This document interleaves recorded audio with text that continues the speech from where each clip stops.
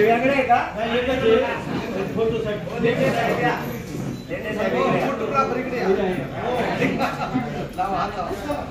वैद शेठ पुढे गेले इकडे शिवसेनेचं रोप लावलं वाढवलं आणि आता कार्यकर्तृत्व एक वेगळा ठसा उमटवला ते माझे राजकीय गुरु नामदार शालू शेख यांना वंदन करतो. खरं तर आजचा दिवस आपल्यासाठी सोहळ्याचा दिवस आहे. ज्या संसद सदस्यासाठी जे खासदार निवडून यावे म्हणून आपण प्रचंड मेहनत घेतली, रात्रीचा दिवस दिवसाची रात्र केली आणि प्रचंड मेहनतीनं या तालुक्यामधून 51,000 पेक्षा अधिकचं मताधिक्य मिळवून दिलं. त्या आदरणीय खासदार डॉक्टर अमोलजी कोल्हे यांचा सन्मान करण्यासाठी व्यासपीठावर उपस्थित असलेले सर्व मान्यवर आदरणीय मंदाताई कांबळ, तुषार भाऊ, अंकुश शेठ, आदरणीय लेंडे साहेब असतील, सगळीच खरं तर व्यासपीठ भाऊ, सन्माननीय व्यासपीठ. खरं तर मोहित भाऊ मगाशी कुठेतरी उल्लेख केला या परिसरामध्ये घराचे आणि सांगायचे ते अगदी खरंय, दत्त खरंय.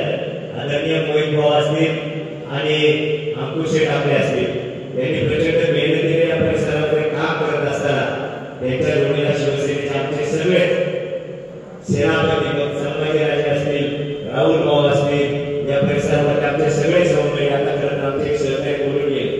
प्रामाणिकपणाने जिद्दीने मेहनतीनं या परिसरामधल्या घराघरामध्ये राहून लोकांना महाविकास आघाडीला डॉक्टर कोल्हे साहेबांना काम मतदान करायचंय याची अत्यंत विस्तृत अशी माहिती दिली. आणि खरं तर 51,000चे मानकरी साहेब व्यासपीठावरचे आहे ते समोरची सगळी मान्यवर मंडळी आहे, ते सामान्य जनता ही 51,000चे मानकरी असं मला वाटतं.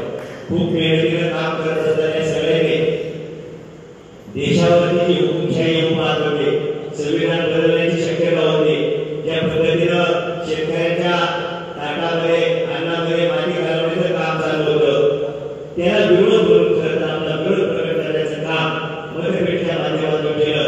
आणि अगदी आमचे लहानजी बोलले शाळेच्या विद्यार्थ्यांपासून अगदी आमचे बुजुर्ग 80-90 वर्षापर्यंतचे जे आदरणीय पवारसाहेबांच्या विचाराने भारावलेले आहेत, जे वंदनीय शिवसेना बाळासाहेब ठाकरे यांच्या विचाराने भारावलेले आहेत, उद्धव साहेबांच्या नेतृत्वाने भारावलेले आहेत, काँग्रेसच्या राहुल गांधींच्या नेतृत्वाने भारावलेले आहेत, या सगळ्या मंडळीनं एकोप्याने ताकदीनं खरं तर काय तुमचा माज आहे तो मोदयांचं काम करत आपल्याला भाजपला जमिनीवर आणण्याचं काम हे सगळ्या